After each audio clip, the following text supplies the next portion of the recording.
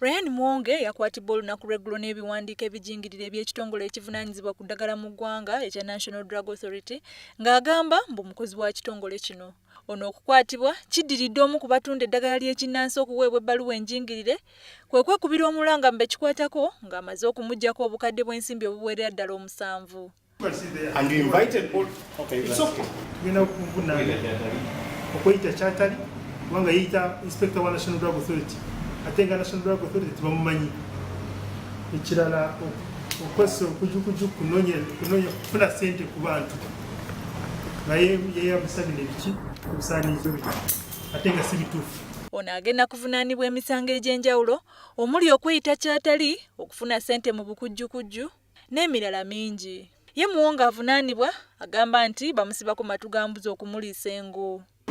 Eno National Drug Authority ekuti muntegedde bwaba balina kye batwemulugunyaako fe abakola mu ddagala era abakwatibwako ensonga za ddagala ly'ekinansi bawaabe.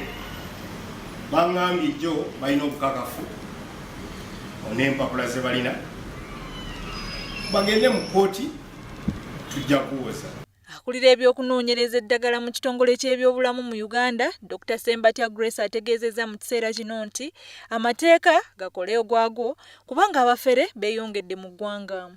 It's highly suspicious.